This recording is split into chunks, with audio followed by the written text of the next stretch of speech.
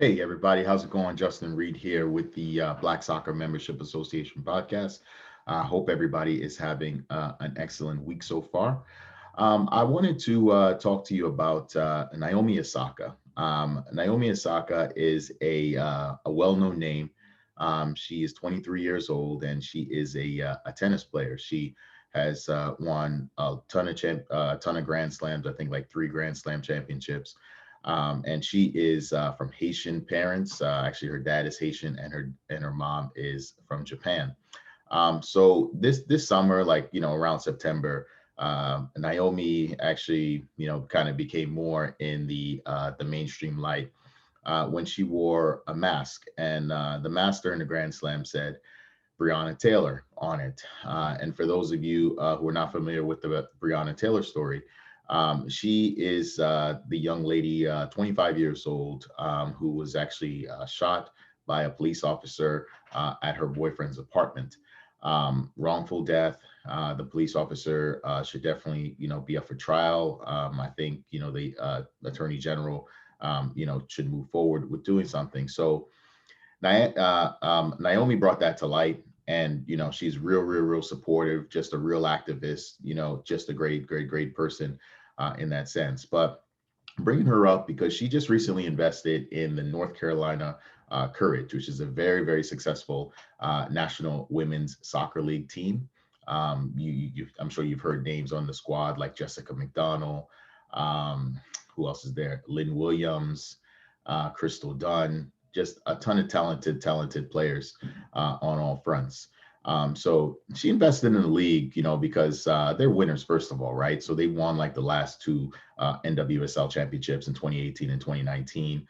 And they actually, I believe, were runners up back in 2017. So I mean, it's a great team, just worth investing in. But I wanted to bring them up because she decided to invest in this club. And one of the things that she mentioned in an article, she said, the women who have invested in me growing up made me who I am today, and I cannot think of where my life would be without them, said Naomi. My investment in North Carolina Courage is far beyond just being a team owner.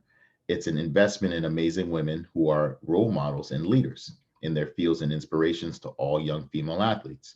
I also admire everything the Courage does for diversity and equality in the community, which I greatly look forward to supporting and driving forward.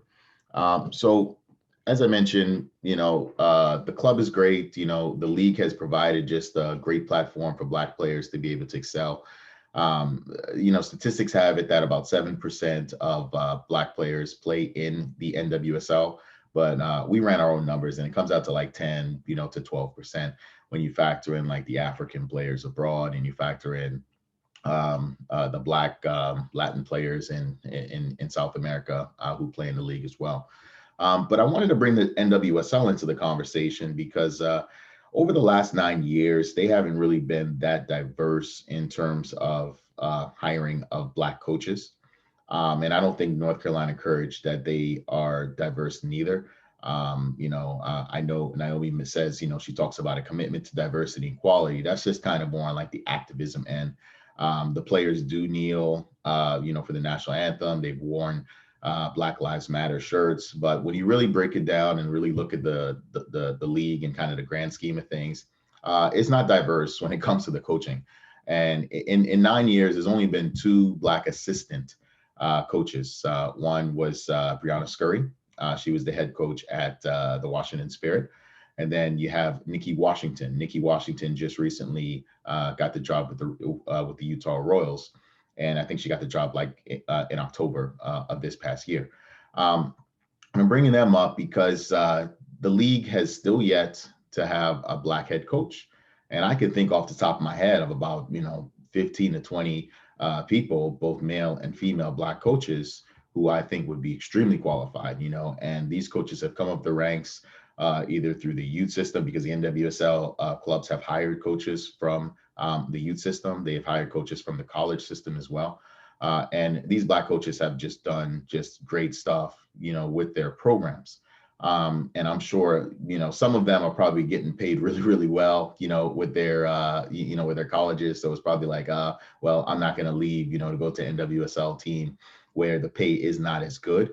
But there's still some coaches who've done well, and this would be, a jump for them, right? It would be a jump for them to possibly even coach the women's national team in the future, But that opportunity hasn't been there, right? So the opportunity hasn't really been there for Black coaches at that level.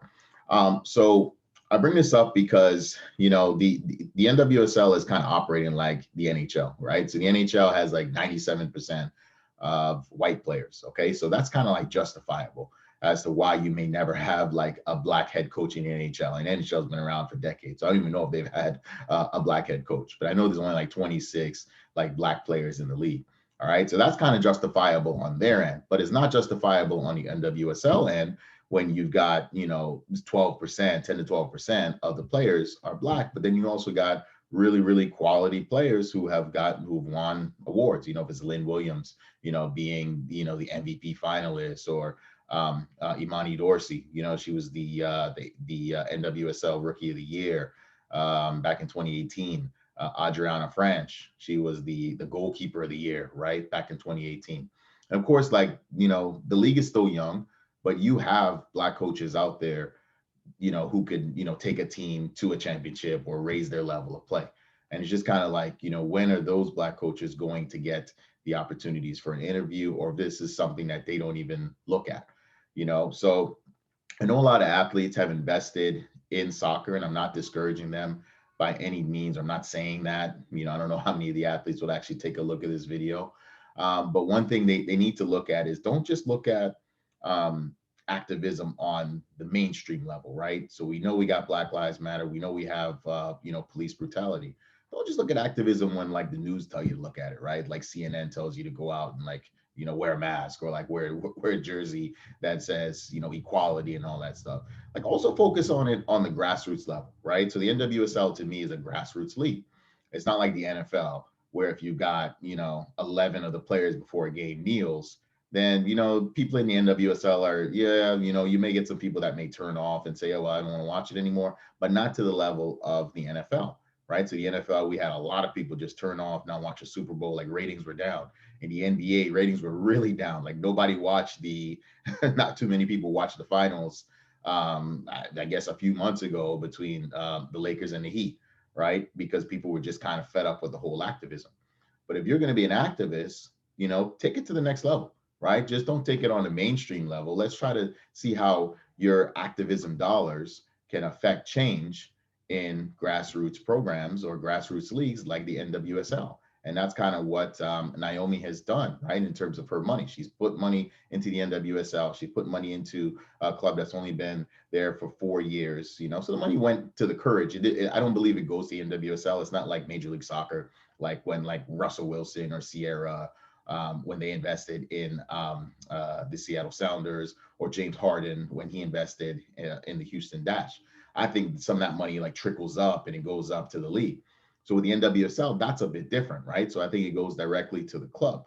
But we should want to see change in that club as well, right? If you look at the North Carolina Courage coaching staff, there are no Black coaches, right? If you look at their front office, no Black people, right? So Carolina Courage, you have Black players on the field, right? And you got Black players doing extremely great things, and they're representing the national team, but we're not seeing that representation on that level, So although Naomi's taken the approach of, leadership and kind of showing women how that they can be empowered, like how they can be empowered and how they can be investors too in sports teams, which we support 100%.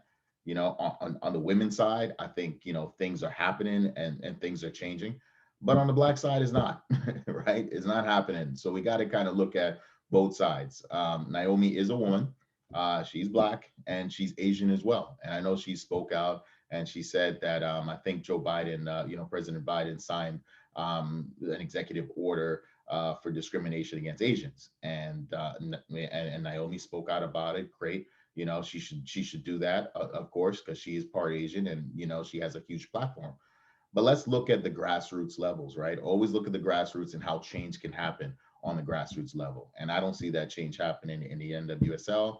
Again, when you have 2 Black assistants in 9 years, despite the fact that 10 to 12% of the league is Black, right? It's not the NHL, okay? You have far more players, Black players playing in the NWSL than you do in the NHL. And the NHL is justifiable why there may not be any Black coaches, but it's not justifiable in the NWSL. So hopefully we'll see some type of change there with her being an investor. I hope she is possibly pushing for that. You know, there's a great chance that it was just her team, her support staff that made this choice to invest in the North Carolina Courage. I mean, it made sense. They're winners. She's a winner. You know, they support Black Lives Matter. You know, she supports, you know, the Black Lives Matter movement. But let's do a little bit more. You know, it kind of goes back to what I talked about. Let's go a little deeper, okay, into the grassroots, and let's really fix the internal problems. And the NWSL has an internal problem, and that's the fact that there's never been a Black head coach, and you've only got 2 assistant Black head coaches. All right. So thank you very much. Hope everybody has a good rest of their day, and take care.